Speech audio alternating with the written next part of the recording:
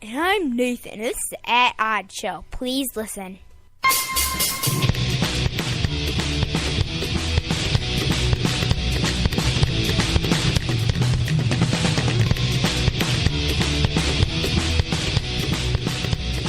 Forget what you learned in school.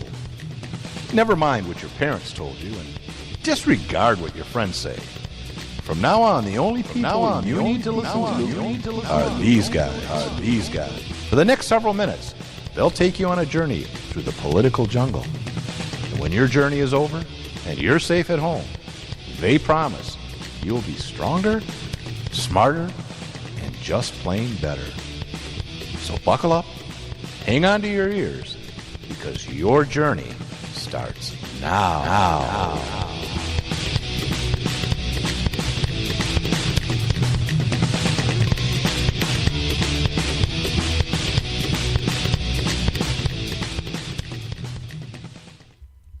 Well, welcome to At Odds, Brian. Nate, how are you doing? I'm doing all right. How are you? Another great day for At Odds. It's always a great day for At Odds. It's always a great day. It is September 5th, 2013. Ooh. We're broadcasting from the back room of the Country and Western Barn Studio in a large city.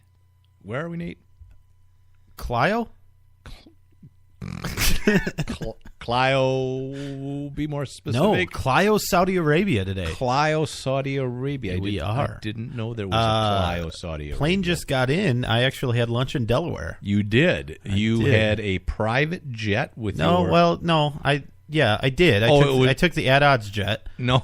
And just for lunch in Delaware. That was it. No, you went to a meeting in Maryland. You drove to Delaware. You didn't even have crab cakes. Now, right. what an idiot. You go to the East Coast for the greatest seafood in the world, and what did you have, a Burger King? I had Friendlies. Yeah, I don't know what Friendlies It's a restaurant. are. Is that a code word for some after-hours club? I went to Friendlies, and my meal, I'll show you the receipt, actually. You'll have to, because you'll have to claim it. It's the receipt's in the other room. Yeah. My meal came with a happy ending. At Friendlies. And it was amazing. I've never seen so much whipped topping. Wow. Chocolate syrup and ice cream and a cherry. It's just getting worse. Just stop talking right now. Why did you... all right. I don't know why you didn't have crab cakes or lobster. Yeah, because nobody's as perfect as you are, Brian. You always make the right decision. When you realize that, that I'm not always right, but I'm never wrong. So if you think Brian's always right, call us up 248-455-ODDS, 248-455-6337. We are not. And if you think he's always wrong, we're not kidding. Nate was in comment on Facebook in Maryland and Delaware today, and he just flew in, and he was almost late to the studio. He had business there. But luckily I got here just in time to do absolutely everything to get the show rolling. Because I just sat here in my great big leather chair at Studio Central and watched you work. Yep. It is a long plane ride. I love work. From Delaware to Clio, Saudi Arabia. I love work. I could watch it all day. We want to remind you that you can call in and ask questions, make comments. You can bitch slap Nate if you want at 248-455-ODDS, 248-455-6337. That's just for those of you who have listened to the show in a while. You'll notice that I jumped ahead in the script when I gave the number 10 seconds ago, and now he's to the point where I give the number. You gave the number? 248-455-ODDS.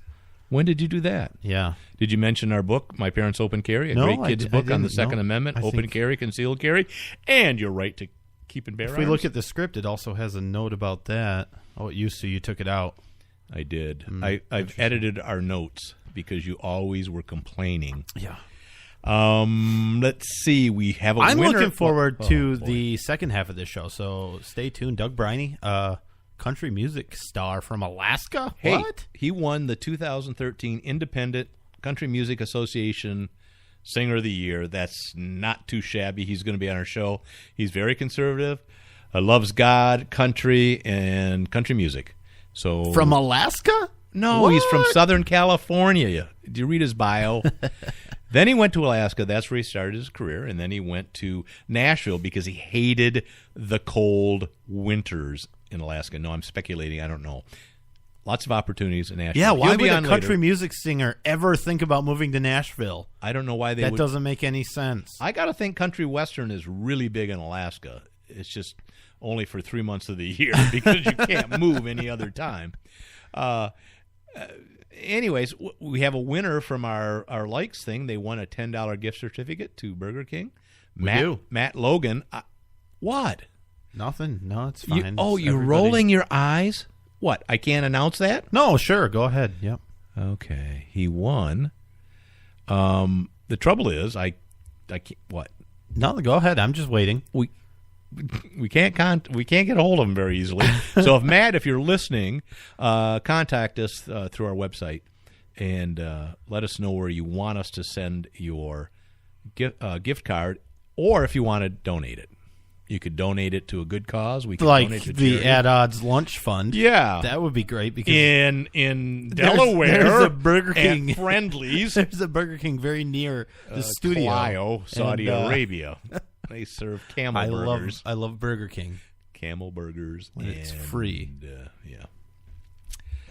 All right. Moving on. You wanted to talk a little bit about going to war. Well, no, not necessarily. War powers? I think it's just inevitable. I'm looking right that- at the notes, damn it. They're right there. There's two things that our show will always bring up, and that's war and Nazis. Okay? The At Odds rule says every At Odds show Must mention. will eventually lead to a discussion of Nazis and war. Or warring Nazis. Nazis have never been in war, though, so No, it that's doesn't not make any true at sense. Yeah, I don't know. What do you really want to talk about? I mean, I know nothing. our president drew a red line in the sand. Or Now he's claiming that's whatever. not true. That Yep, the okay. international community. And since I just got in on the plane flight and you didn't do this, I would have played the clip of him from 2012 saying, "There is a red line in the sand. I will change my calculus when Syria uses chemical weapons." I saw that. Okay, so that was his red line, but he's trying to blame the world it's and he's the trying to international blame community, Congress. Nate. I'm sorry. Come on. Our commander. So in he chief would not- speaks. He speaks for the international community. He is the leader of the free world. He speaks for Congress. He is the speaks for leader of the American free people. world, Come by on. God, and that includes the entire earth. Then why hasn't he done anything? I don't know. If that's true, and he's really in charge of everything, why hasn't he done anything? I think they and it's spank- because they spanked he's his a pay coward buddy. and doesn't want to admit that he made a mistake and should have kept his mouth shut. Because he's too stupid to go off prompter. Yeah, well, he's going for win-win. If they go for war, he gets what he wants. If they doesn't go to war, he gets bailed out. So it's win-win for him. And essentially, that's why he asked Congress. Now, he will not, again, I've been busy. I've been out of town all day. But yeah, eating yesterday, happy endings. As of yesterday, he would not verify or confirm that if Congress says no, we're not approving war acts, that he wouldn't still take action. Well, he also claims that he has the authority to go ahead. He does and do claim this. So that. why And is John he even Kerry doing claims it? that, and lots of Democrats, Rhinos. lots of anti-war Democrats are Yeah. claiming that he also has. Only and when of the course, Republicans rhinos, are in power, because that's what they said about Bush. How could he go to war without, You Congress? mean Bush when he got congressional approval And twice United Nations to go to Iraq twice support, Okay. and took several months as opposed to Yeah, days. no, and look, the Constitution is very clear, and I covered this on another show. Article 1, Section 8. How many shows are you doing? Article 1, Section 8 clearly gives Congress the sole authority to go to war, to declare war, to commit acts of war, to act, to approve the military to act unilaterally as Obama wants it to do. He does not have the authority. I don't care what any laws after that say. People are bringing up the War Powers Resolution. I think that was in 73. Yep. That pretends like the president can go to war for 60 days, and Without then after Congress. 60 days, every 60 days, And that's it for has to like be, emergencies, if we're attacked or something. It's exactly right, and it does specifically say imminent national security risk. National, not international security. Not risk. international, not humanitarian. Nope. There's nothing in the Constitution or in the War Powers Resolution of 73 that mentions humanitarian work. Nate, when they wrote the Constitution, they had no idea that chemical weapons could... Oh, wait a minute. I just read an article about Syria in 1,700 years ago using chemical weapons in a battle 1,700 years ago. So, Right, but the founders were just illegal immigrants that didn't know anything. No, they were legal immigrants. They were subjects of the United Kingdom at the time. I thought they were illegal aliens that stole land. No, they were just Isn't that what traitorous bastards. Thanksgiving was about? No, Thanksgiving was about, I think, Hallmark and cards. I think that's what it was. It was a marketing scheme. Oh, yeah, the first American business, Hallmark. Capitalizing on emotion. We will cause you to cry. Yep. No, yeah, it doesn't matter because I'm sure there are ways to kill people that the founders had not thought of, but that doesn't invalidate the Constitution. And my suggestion is anytime you open a bottle on the radio, do it as near the microphone as you can. I will try to do that. All I'm going to say. It's just a carbonated beverage. Yeah, that's true. It's mixed disgusting. with rum. Now, the thing is, the Constitution is a living, breathing document. It is subject to change and evolution. No, it actually turns out you're wrong about that. What? No. Yep. See, no, it's a document that actually can't change unless you have a big bottle of whiteout. And I think I could name at least 2 people right now that would like to spill whiteout on the Constitution and change it. Obama? That's one. Who? Who's the second? Oh, I could only think of one. Oh, yeah. I didn't think you'd call me on it. Probably Joe Biden would do some, even though he said... No. Joe Biden would move to impeach any president that went to war without congressional approval. Did he say that? Yeah, he did. He did say that in 2007. So I'm hoping that he moves to impeach our president if this happens. I don't know that he can, and he's a senator, and that has to start in the House, as you would know that I've went over on another show. Biden is not a senator. He was when he said it. He was a senator. Yeah. He would move to impeach. No, well, now he presides over the Senate now. He does. Right. He swings. Swings a big gavel there. Yeah, he doesn't really, and he's never there. But I don't know if that's true. Never. He has never been in the Senate chambers. Does he play poker? Ever. No, John McCain does, though. What? So what we've been doing now is Congress is taking their job seriously, and they're having hearings. And in fact, the resolution was passed out of the committee. For the Senate. In the Senate committee to go to war. Yeah, but it's controlled by Democrats, right? But the good thing is John McCain had them add wording to not make it just a small little, it's not war. And when John Kerry was addressing the committee, I watched it, and he did air quotes saying, well, I wouldn't call it war. Words mean things, right, Nate? Yeah, and it turns out that if your military goes into a hostile environment or a foreign territory and does anything, it's war. Huh. And he's like, well, I mean, it's not classical war, quote, quote, quote. So what we need to do is define certain terms. But John Kerry, what he wants to do is make sure, and it's in the resolution now, that any action we take changes the tide of the civil war in Syria. So we're not going to just blow up some chemical factories. Oh, my God. We're going to do enough to make Al-Qaeda come out ahead. And that's the plan. That's really the plan. Because, I mean, 7 or 8 or whatever of the top groups that are the opposition are linked with Al-Qaeda. That's who it is. It's the people we gave guns to in the past that are now trying to take power and kill us.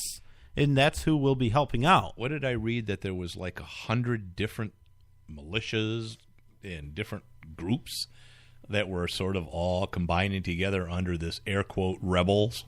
Yeah, sure. And patriots and revolutionaries. Including a lot of people who are not Syrian. Yes. Yeah, so Civil War, huh? It's kind of like... Well, we had the French. And in our Civil War? Yeah. Yeah. We couldn't have won it without the French. And they probably can't win it without the United States. What? Oh, yeah, they probably not. Yeah, the opposition. Because so, yeah, France John was a McCain world sitting power in at that these time. hearings, you know, they're like 3 hours long. And I don't know about you. Wait a minute. But I can't survive through a 3-hour meeting without online gambling. You kept thinking about friendlies. So John McCain had a picture snapped of him in the middle of this hearing where they're debating murder. No. Okay, and I didn't mean that. Yeah. Killing people in Syria for the greater good to stop people from being killed. So this is the most serious thing that Congress does in their duty. Certainly. Ever. Well, I don't The know ever, but most serious and most important thing that Congress does I don't know is about decide that. whether we need to go to war. Yeah. Absolutely the most important I thing don't they know- do. I don't know about You're wrong. So during the hearing, John McCain gets bored. A photographer gets a picture of him playing poker. He goes on Wolf Blitzer, and he has a logical explanation for it. Well, And wait it a was minute. because it was recess and nobody would. Oh, no, that's not it. You don't have this on tape, and if you do, hang on a second, because what I want to say is what we need to do, Nate, what we need to do for the people is we need to kill everybody so no one else gets hurt. No one else gets hurt. Let's kill them all. Yeah, and I do have that on tape several it. times, but Damn it. now I have it again. Oh, okay. So John McCain playing poker in a hearing. Here's why. Let me end this interview on a much lighter note. You were caught today. You know what I'm talking about, Senator. There you are. There's the picture. During the 3.5-hour hearing, at one point, you were so playing jolly. a little poker on your iPhone. What was that all about? Well, as much as I like to, I'm always listen in rapt attention constantly with remarks of my colleagues over a 3.5-hour period. Occasionally I get a little bored, and, and so I resorted. But the worst thing about it is I lost thousands of dollars in this game. You what? I lost thousands of dollars. I What do you probably, mean? well, it was a poker game, and you play money, But you were in the playing for game. real? You were playing for All real? right. He sounds like Herb Fergler on Bob and Tom Show. Well, a little bit like Ronald Reagan. He does. And if he wasn't such a moron, I'd point out that it's I think he probably because he was tortured. I think he was drunk. And Oh, he might really? be You're drunk. playing the torture card? You don't think that has something to do with it? I And think- he's 104 years old? But that doesn't make him any smarter. His ideas are still bad. Okay? And you can't sit... If you can't sit through a 3 or 3.5 hour hearing on sending American troops to their war, death. then you Possible should death. not be in Congress. Maybe retire right now, Mr. McCain. You know, It would be a it's- great time to retire. At some point, you just have to say, I'm making a fool of myself. It's time to just go off into the sunset and retire gracefully and not do any more damage. And I hope that when I'm at a certain age that I recognize that in myself and do that. You haven't.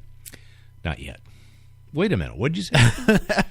And now, to be fair, I've watched, because I'm such a fun person, I've watched several hearings on C-SPAN.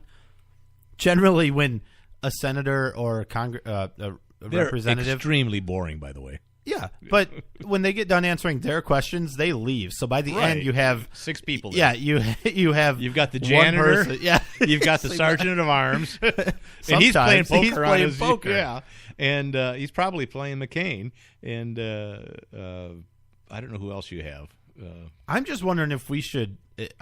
I think if you're listening to this show, go to John McCain's Senate website, send him a message and links to your best online gambling addiction hotlines.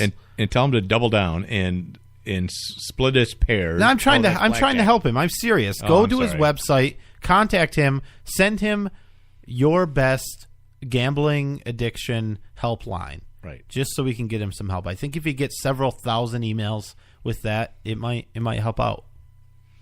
I'm always looking out for someone. I don't think he'll ever even see those. Oh, my goodness. The country western dog is going crazy. Yeah, I don't know what's going on in there, but Wow. holy cow. I know. What's that? Anyway,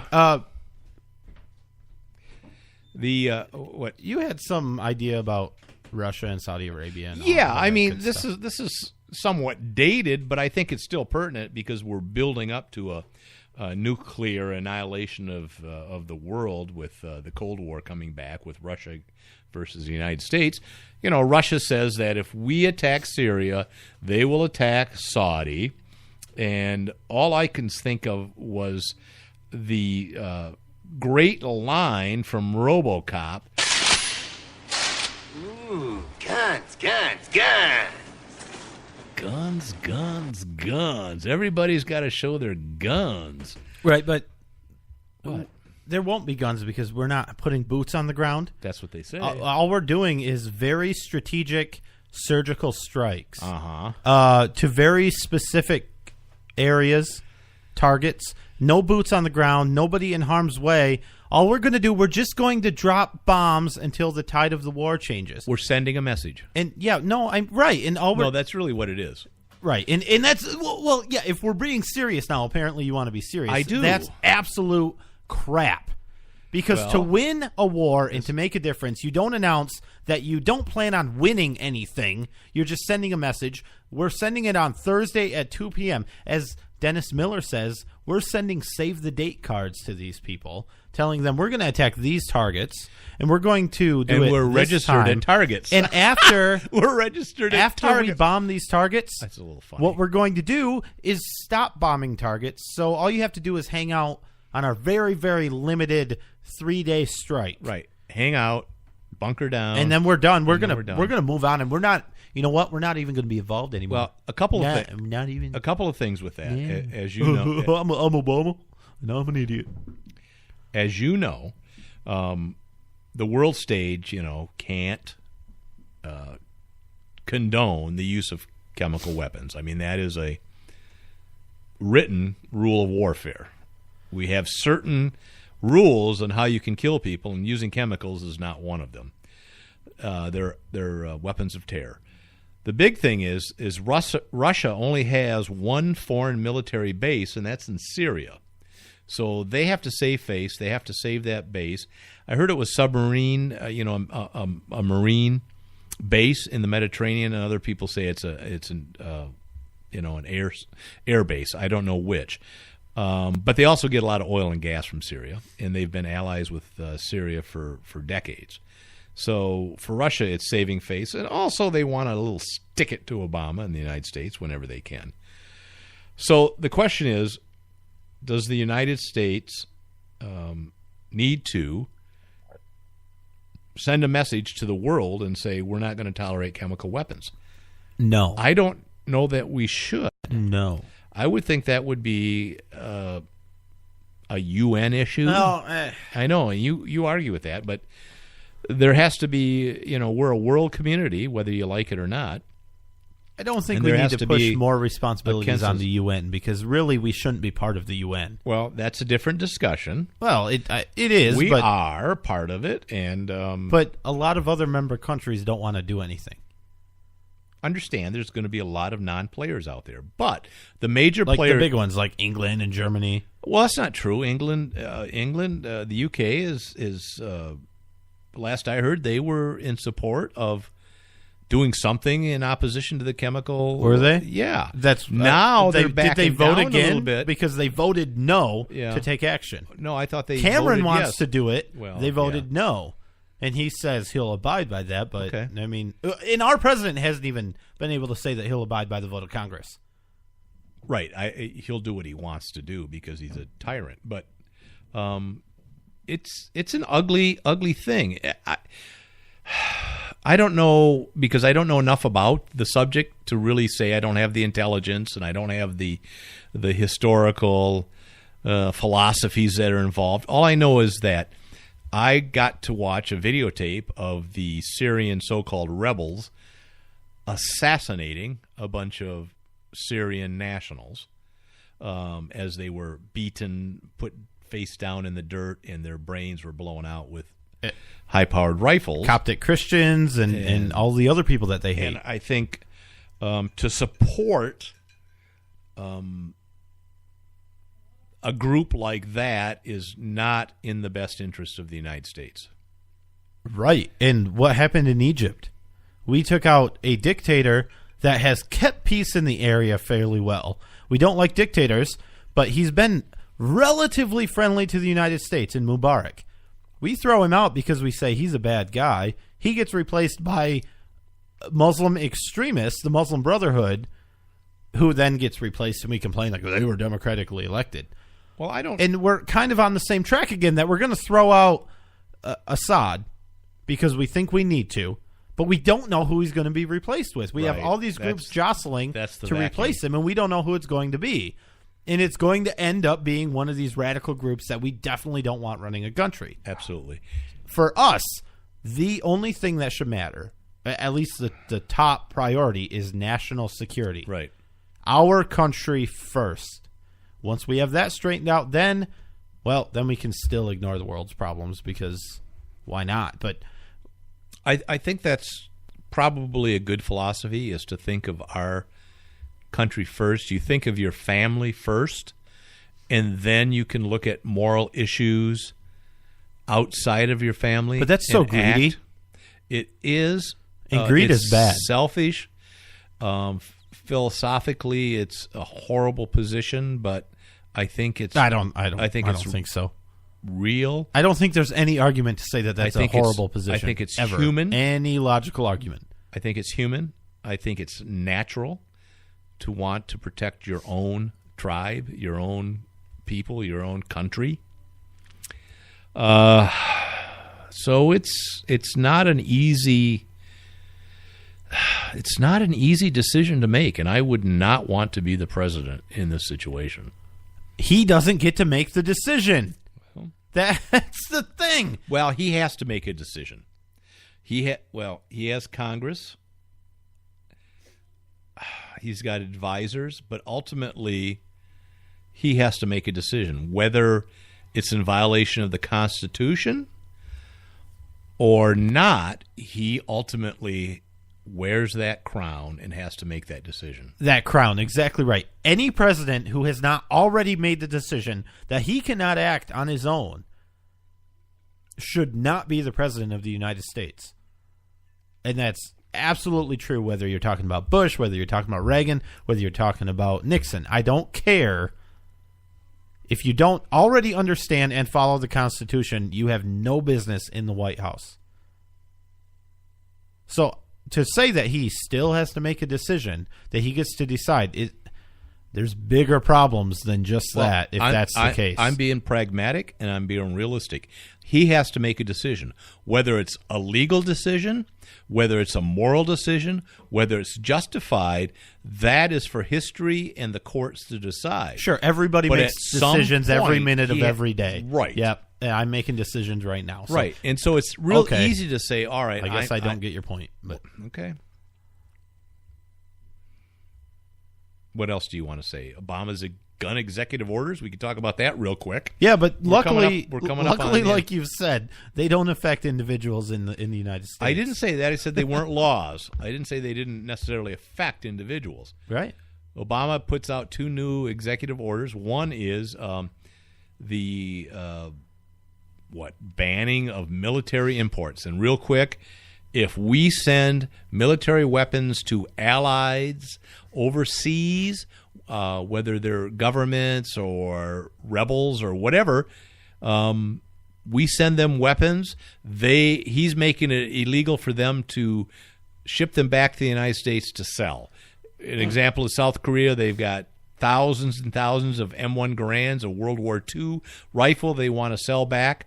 Collectors would love to have them. These aren't guns that get in the hands of criminals and gangbangers. These are collectors and law-abiding citizens. He's banning that. He thinks it's going to make an effect on crime. It's not. The other is the ATF trusts. Apparently, you can create a corporation or a trust to buy machine guns and suppressors and things, and you get to bypass certain restrictions that are imposed on your constitutional right to keep and bear arms. He's trying to close that so-called loophole. Those are the 2 things that he's done. We'll see what happens with those. I'm sure they'll be challenged.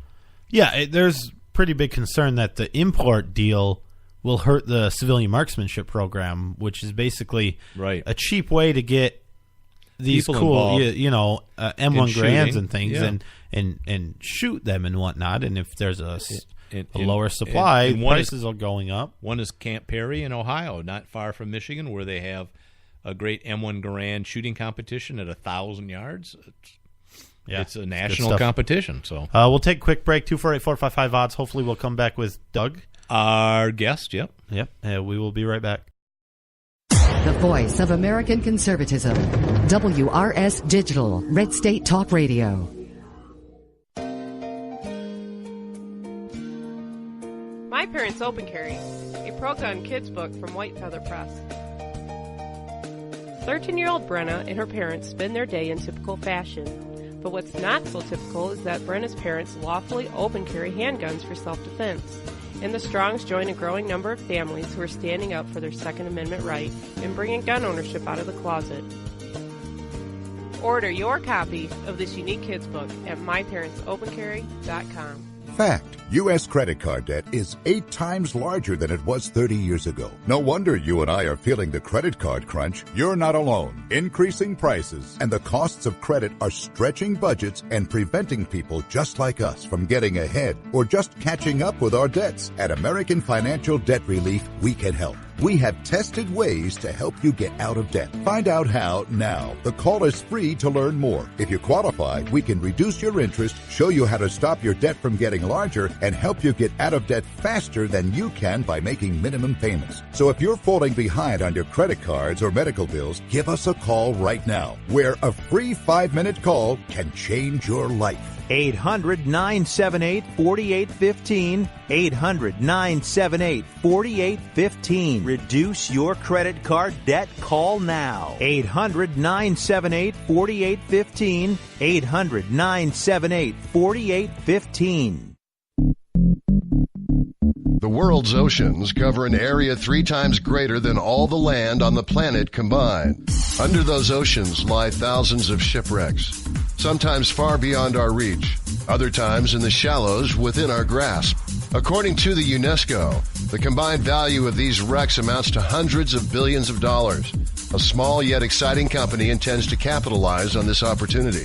Sea Treasure Corp is on the leading edge of historical shipwreck salvage. The company focuses its recovery efforts on the Florida's Treasure Coast, one of the world hotspots in shipwreck recovery. Sea Treasure is publicly held, meaning anyone can become a shareholder of the company. The trading symbol is JABA, spelled J-A-B-A. More information about Sea Treasure is available via seatreasure.org or on Yahoo Finance. Just type in the ticker symbol JABA.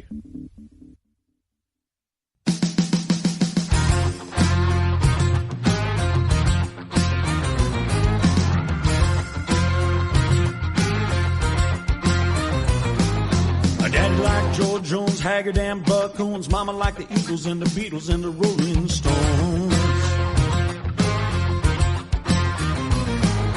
When I was just a little kid, I became a hybrid, super country, evangelic, rockabilly, psychedelic cowboy. There's a new branch on the family tree, and it all starts right here with me.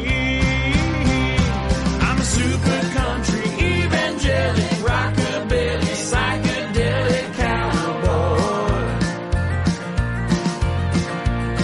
I'm a twisted, shouting, achy, breaky, bust a move on you right now, boy. Get up out of your seat. There's a new ranch on the family tree. It all starts right here with me.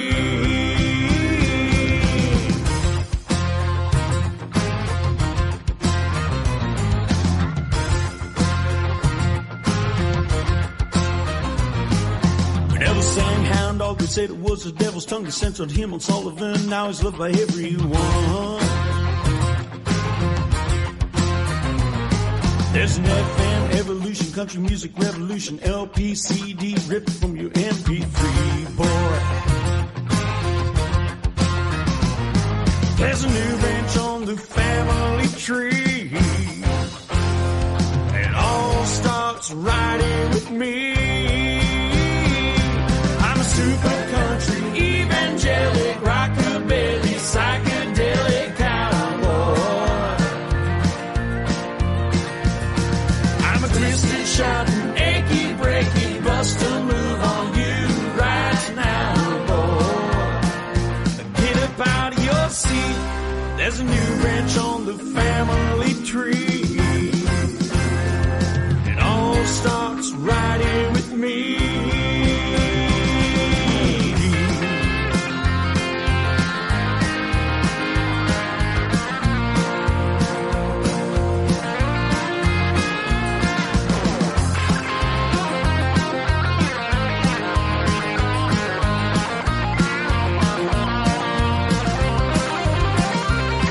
There's a new branch on the family tree. It all starts right here with me. I'm super country, evangelic, rockabilly, psychedelic cowboy. I'm a twisted, shouting, achy, breaky, bust a move on you right now, boy. Super country, evangelic, rockabilly, psychedelic cowboy. Get up out of your seat.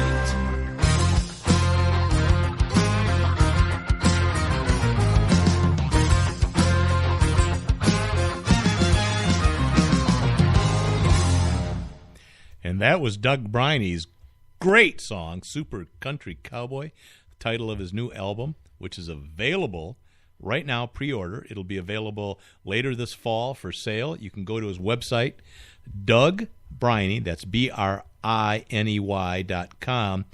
Check out his website. Great song. I love the guy's voice. He's our guest coming up. He won the 2013 Independent Country Music Award winner for Best Live Performance. Good stuff. Fantastic. I love his stuff. Doug grew up in Southern California, moved to Alaska, where he started his career in country music.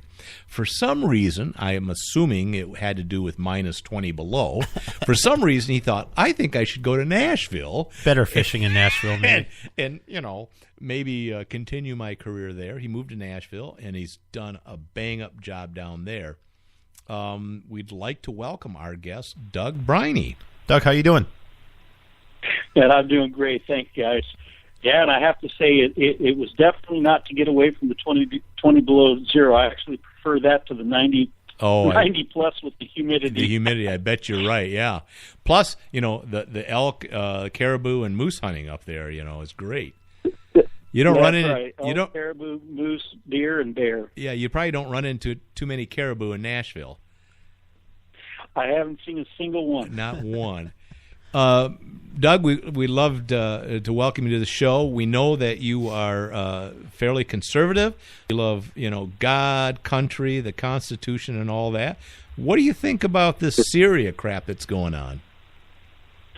I think it's a mess. I mean, that's just in a nutshell. It's a mess.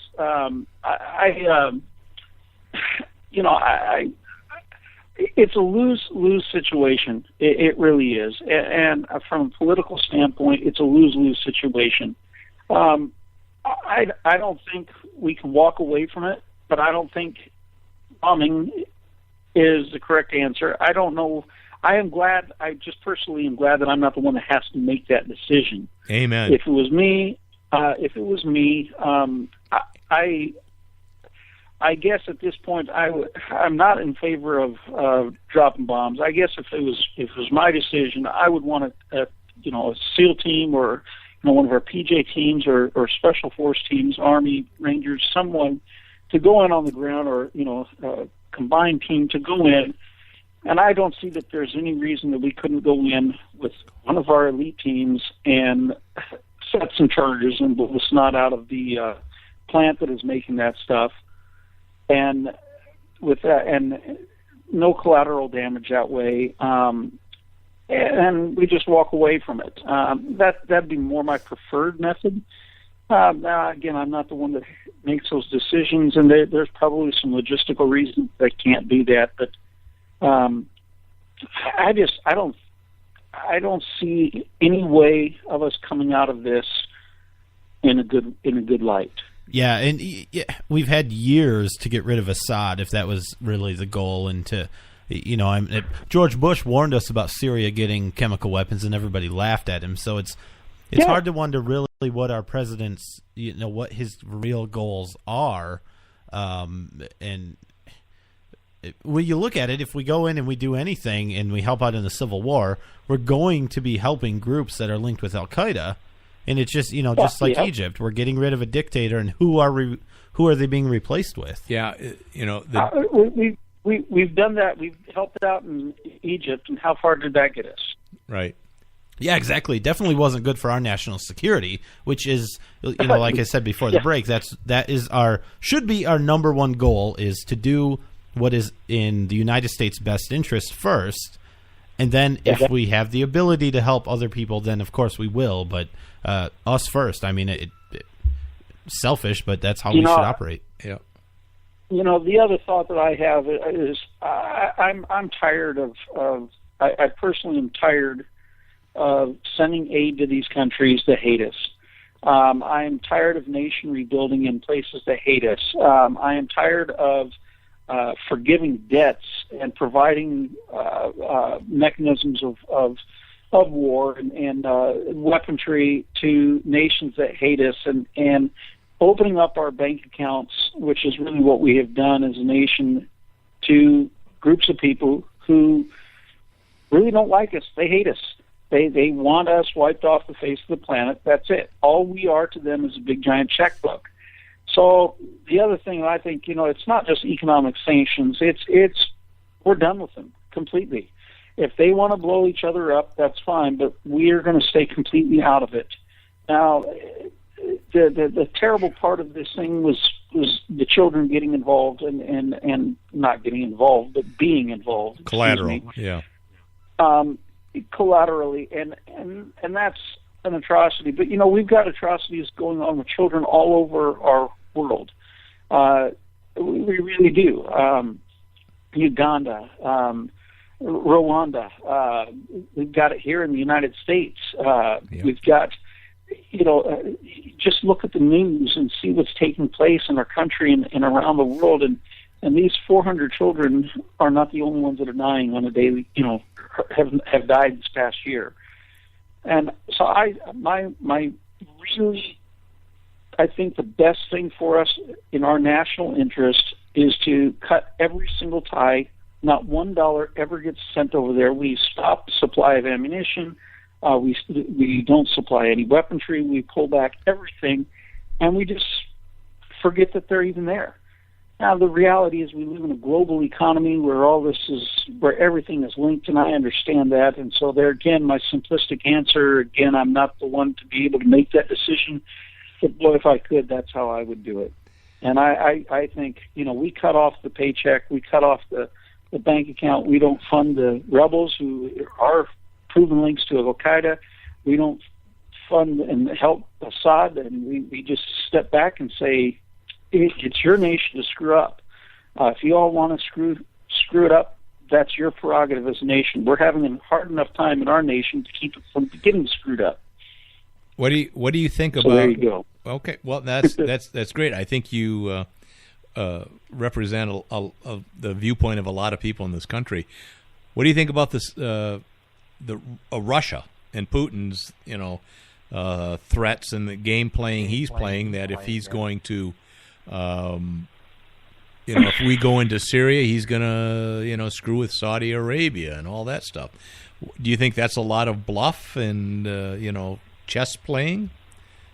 What's Russia's threat? I actually had not heard anything about that. What I had heard about is that he was going to shoot down our missiles if we send them in, and to that I would just say good luck.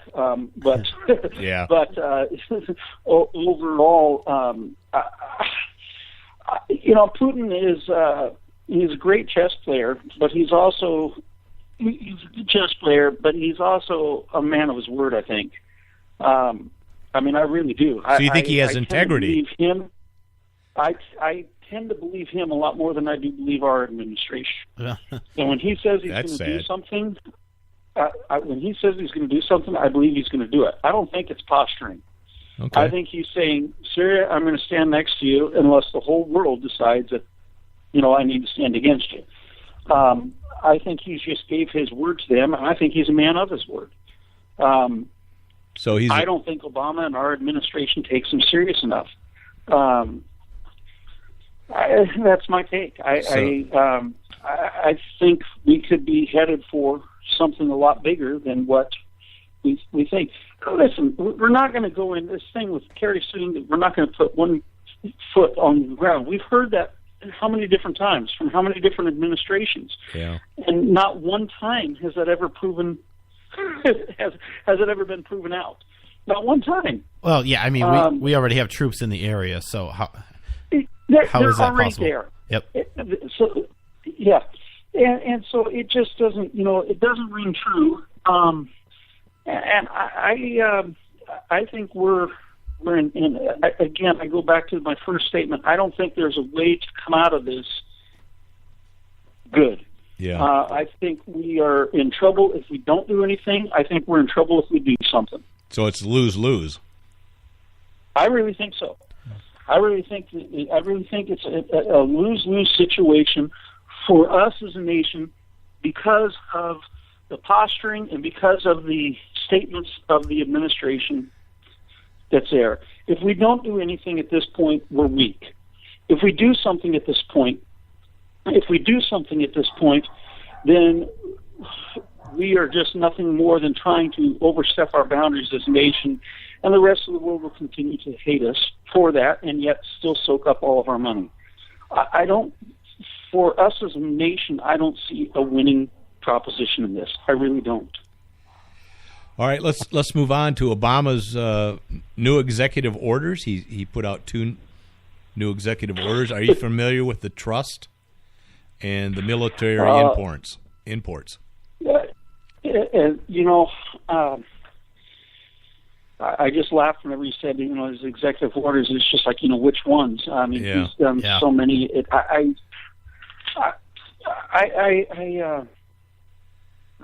just don't. I don't have anything good personally to say about this administration. Nothing. I made a commitment to myself about a year and a half ago. I made a commitment to myself and I am a man of faith, and so to my God, I made a commitment. Because my inbox on email was flooded every day with messages from my dad's friends and everything else. And I mean, it was just, it's the jokes, it's the ridicule, it's the, impeachment, it's birthing, it's all the different things that shows my inbox has been flooded. Yeah. And I found myself loathing this administration and actually losing any respect that I had for the office as well. And so I made a personal commitment about a year and a half ago that I would do my very, very, very, very best to not badmouth this administration and I've asked people to stop sending me those emails and stuff. And I've been praying every day for this administration. There's a country song that I'll pray for you. It's Jared sings it, and I'll pray for you. And that's not the way I've been praying for our nation, praying for our president. But it's difficult for me to answer what do I think about his executive orders without really responding negatively. How's that? I don't think anything the man has done, or I don't think anything that this administration has done has been good for our nation since day one. Yeah, and it's too bad that the way the administration has handled itself and the way they've used the office and portrayed the office, that you're not alone in that thinking, that it's hard to talk about what they're doing without being extremely negative about him, his administration, the office, and the country in some respects. Now, I still love the country. I still think it is the greatest country in the world, but there's some things we're doing wrong. I guess more to the point, though, you're a Second Amendment supporter. Absolutely. This administration has not been friendly on on the Second Amendment. Do you think that as a country we're going too far in infringing on people's rights and putting restrictions on ownership and use of firearms?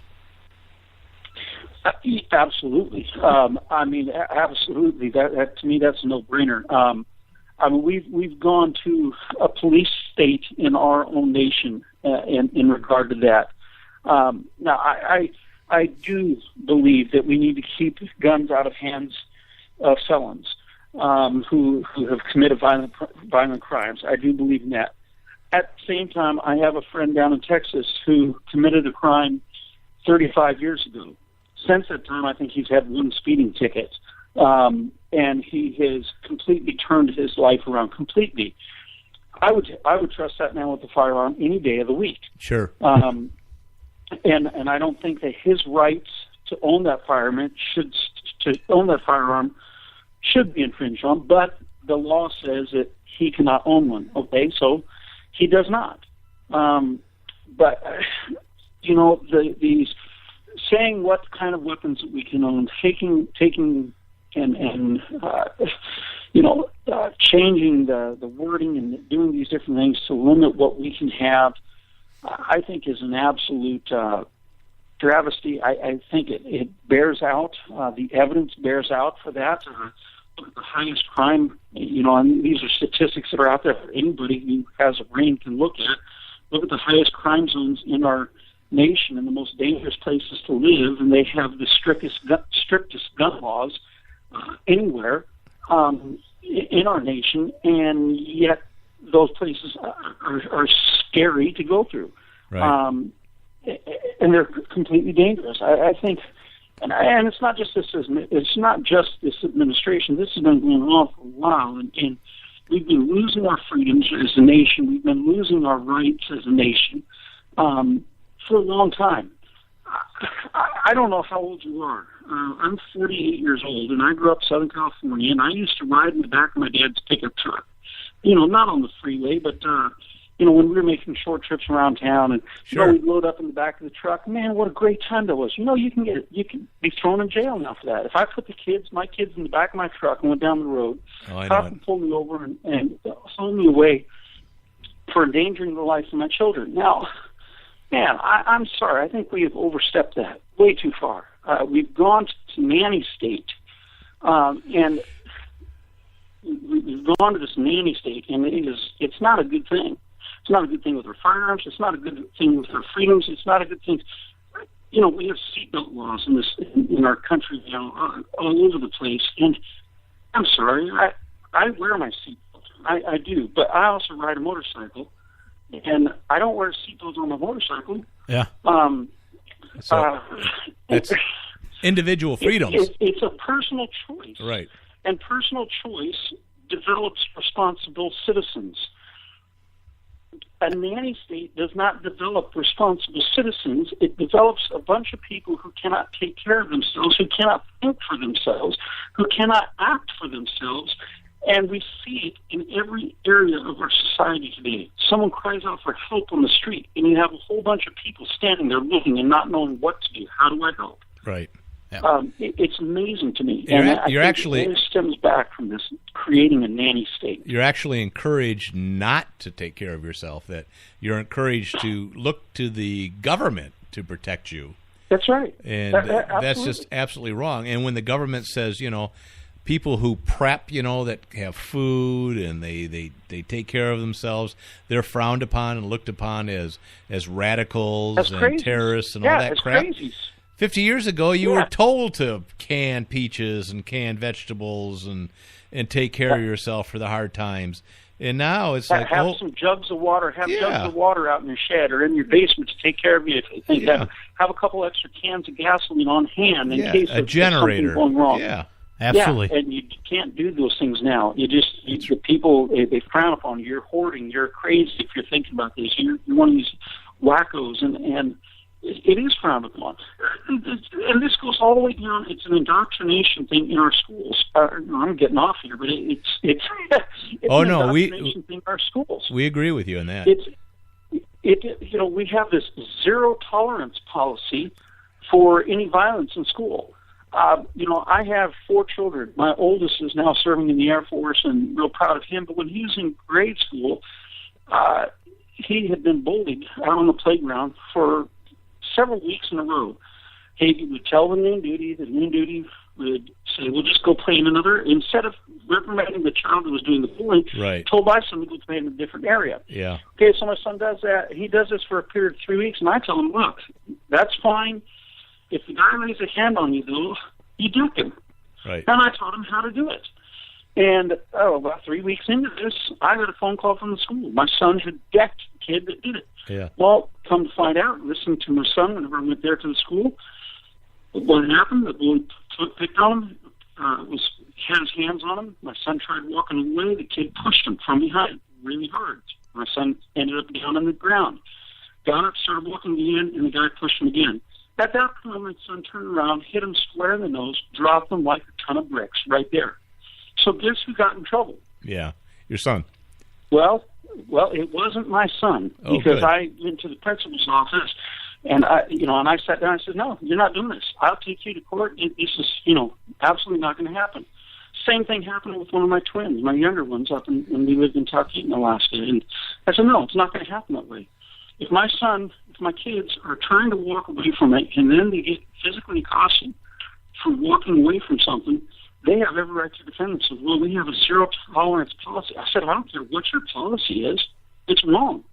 My kid has a right to defend himself from physical accostation whenever he's provoked like that. Yep. We got to wrap it up here. Go ahead. No, that's all right. We're running out of time. I agree with you 100%. Want to say that you should check out your website, DougBriney.com. There's some music on there that you can listen to. Check out his latest album, Super Country Cowboy. Again, 2013 Independent Country Music Association Award winner. And we want to thank Doug for being here. We loved it. I love your music. I appreciate it. And it went way quick. I get wound up. It does go by fast, absolutely. But we got to say goodbye. And I want to say, Nate, go ahead. And what are you going to say? We're about done, aren't we? Doug, we want to thank you for being with us.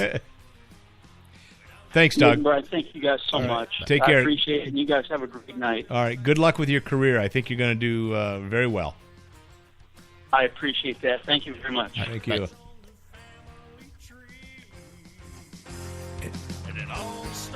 I think that is about all the time we have, though, isn't it? We're just about running out of time. It's about there. So check out his website. I think he's got a great voice. I love some of his songs. And all right. See you next week. Bye-bye. I'm a twisted shot.